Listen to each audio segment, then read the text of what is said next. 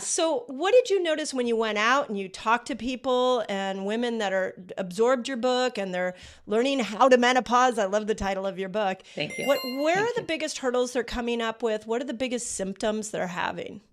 Yeah, well, I think the biggest hurdle is the confusion that you talked about early on. I really Hmm. do. I go back to that. I don't think we can say that enough, right? And I Yeah. think that that's the big hurdle. The second big hurdle is where to find a practitioner. And Hmm. so those are the two. And I think that, telemedicine and telehealth have done an incredible job of helping, move that needle along. I mean, but just move that along. The second area, which is interesting. So I started out in New York, and then I was in San Francisco and LA and Denver and Dallas and Miami and Chicago and New Jersey. And so it was all over the place. And it was interesting, a couple of things. The irritability is a big one, and then not understanding all these other symptoms that came together. But I Hmm. think that one of the biggest symptoms that women are struggling with was the lack of sleep and the brain fog. And I Hmm. think it's because that we're seeing more of these women staying in the workplace a lot longer, right? And Hmm. being so aware of these symptoms in a bigger way, because a lot of them are moving into different kind of positions. A lot of them are Hmm. dealing with that everything that's going on that you and I've talked about before, dealing with elderly parents, dealing with children, Hmm. whether they're there still or left the nest, and then also dealing with Hmm. menopause, perimenopause at the same time. So I think that those would be the two big symptoms that women feel are impacting their lives the Hmm. most.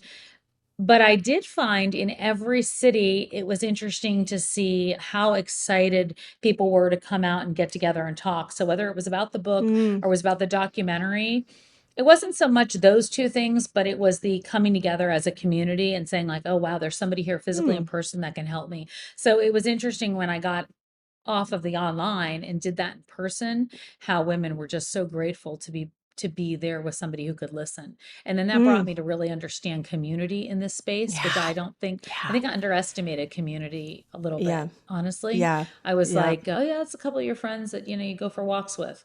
But that's not what this is. This is a whole different definition of community now, and what Yeah. women need.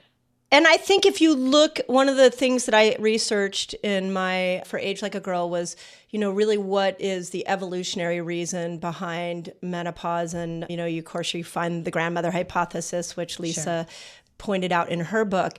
So I Yeah. actually brought Kristen Hawkes onto this podcast Oh, good. and Yeah. I interviewed her. And going towards more collaboration is actually our evolutionary design as we move through menopause. And it's really crazy when you break it down because I never felt like in competition with other women, but primally when we have a reproductive system, there, if we were sitting around the cave waiting for Yeah. a man to come back, this sounds so sexist and I'm just going to No, say it, no, but it is what it is. right? Yeah. If we were waiting for the man to bring the animal kill back, and then when he brought it back, he also brought his seed back, and there Yeah. was like, the fertile women were sitting there, vying for Yeah.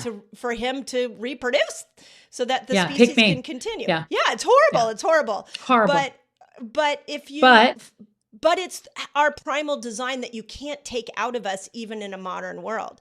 mhm. So I love what you just said because when we look at the menopause through the grandmother hypothesis, we actually are meant to have three things returned back to us: fitness, cognition, and social connection. And the grandmothers, according to Lisa, calls them evolutionary heroines, Yeah. that they were the ones that were keeping the tribe alive. So Mhm. how do we create that in this online world, in this I know. world that we're in isolation? Is there anything you've seen? I mean, you did 100,000 people for your book launch, but like, how do we bring women together so they can feel heard in this moment? Yeah, I love that. And I think that we're still looking at all different ways to do it the right way. I think how I realized it is this, we did the M Factor documentary. We had no money. We had Mm, nobody wanted to fund it. Once we yeah. got into it and we actually talked to this incredible the person that helped us go through like the marketing of it city by city. And then that was very helpful. But when we went into this originally, it was like, there's no audience, there's no interest. No, no, no, no. PBS wound up partnering and putting it on the air, and that was Mm, great. But we said, well, mm, but we want to, that's like an airing of it. We want more women to see it. So we decided we're going to give it out to women and see what happens. Mm. So we were like, oh, maybe like 25 different groups will come together, want to show it. And they're saying, we've been in over 800 cities in 45 countries now around the world. Wow. The most exciting part of it is the women would take the documentary, they would organize a group themselves of 100 women in their city, whatever city it was, and then they would bring a panel up afterwards of other women to talk about their experience. Maybe a doctor would be there, maybe a community advocate would be there. What happened after those screenings, what it always gives me chills, was the most important part of it, which was the community aspect of it, of the women sharing information about the doctors in their community, about the women sharing what their experiences were, of different groups that came together. One somebody reached out to us recently and said, oh, there's a men's group that was started as a result of it, of men talking about it. Amazing. So that's where that community part has happened. Now, how to mobilize that into a bigger way, I don't know that I've conquered yet, but I have seen it now go from online, which is, is always going to be there, but seeing it go into these communities. So the biggest thing I could say to somebody, if they want to advocate for themselves or somebody else, is to find a place to do that within their own community. I don't think any group is too small to feel good about that, whether it's a walk group, whether it's you want to go and, and talk to your local lawmakers about, what kind of changes, whether you do it in your workplace. So I think that community, might not be the big, large one, but like we did see it for the launch party, the World's Hottest Menopause Party. I was like, all these people are coming together everywhere. Let's bring them all together at once. So, yeah. I feel like I want to give you the job of figuring out how to rally us all. I appreciate that answer, but I also think you're the gal. You're the gal. All right. Well, I might take that on. Yeah. Maybe we need an even bigger menopause party, but don't you think though that's where you see the actual change happen? Like, I don't know about you, but like anytime you go to something, and even where you and I met, not too a few months, when you bring that energy of women together like that, I feel like it's unstoppable. And I don't know that I would have felt that at 30. I mean, I was in a workplace. I was working alongside women. I would bring them up, behind me, or mentor or intern, but I don't ever think that I saw that or felt that before. The desire.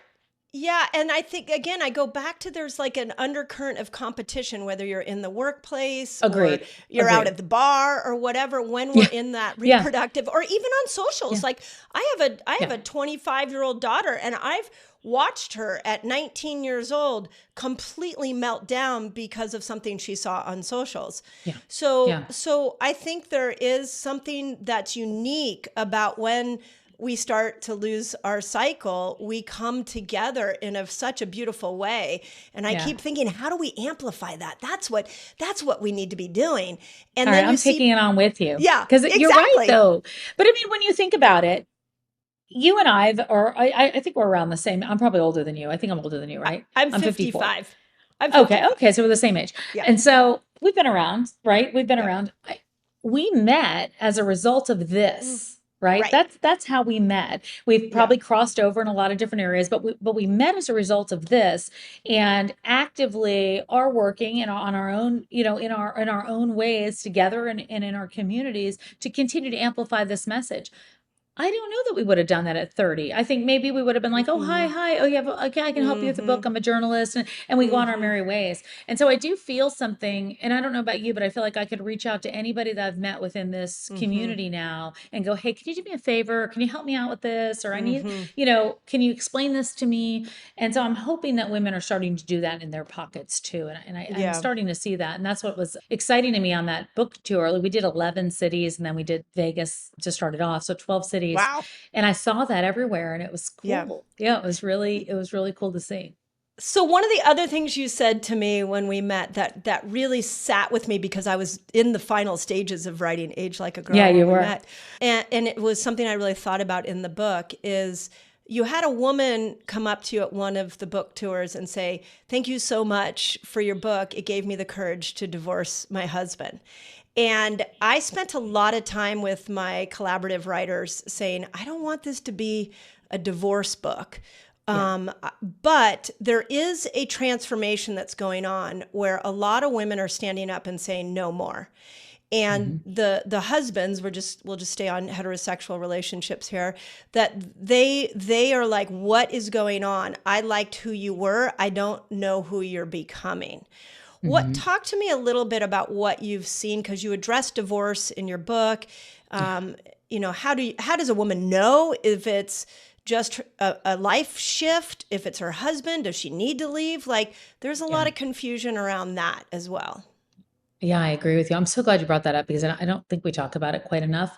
I hesitated too. I was like, am I putting relationships in this book and dating? Yeah. Like, does that go in a menopause book? Like, that doesn't Yeah. make any sense. And even, when I went to my publisher and they were like, what, you're doing the whole chapter on it? And I was like, yeah, I think we need a whole chapter on it. Yep. And there was a couple of reasons. One, because we certainly have seen that most, there was a study out a few years before I wrote the book that was essentially that women in their, mid 40s, those are the ones that are initiating the divorce, right? Yeah, like So that falls right in 70%. line.